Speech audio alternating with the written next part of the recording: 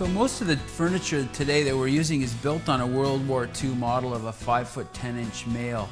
So if you're that size of person, you're not going to have any problems in the workplace or with any other piece of furniture. But if you're not, chances are you're going to be struggling with your ergonomics.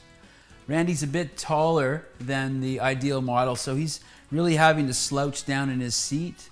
And because he's having to slouch to get down to the workplace so much, he's unable to put the proper amount of weight bearing on the lumbosacral spine, which puts a lot of stress on those nerves.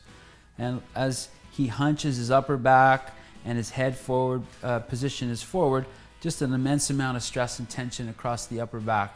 Those muscles are going to fatigue over a long day and get injured. So there's going to be strain in all these muscles, in his low back, and he's going to create a lot of stress at the lumbosacral area, which will eventually cause him some problems. He's also not supporting his hands, so by holding the weight of his arms up, he's creating a lot of stress in these muscles, which don't get any rest whatsoever. So what we've had to do to correct Randy's position is to raise his computer screen about 4 to 6 inches. That takes his eye line from down here all the way up to ear. Keeps his head positioned better so he has about a 30-degree downward gaze to look at the content. So in Randy's corrected posture, we start with his feet firmly planted on the floor.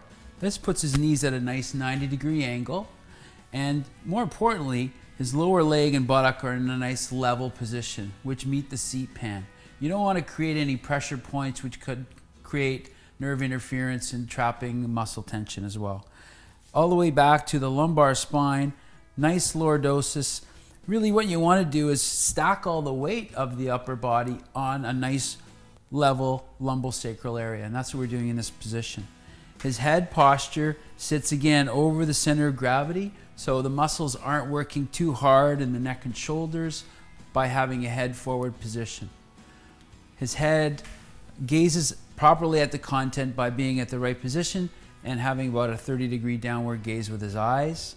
And most importantly with the upper arms is to have the arms just hanging at the side and supported by the edge of the table, or a lot of people will use a pad for their wrists, but to not be firing any muscles up in here. This is all quiet, and he can just key punch all day with as least amount of stress as possible. So it's a bit about the importance of proper ergonomics in correcting chronic repetitive strain injury. I'm Dr. Kelly Rabaza at Beaches Health Group.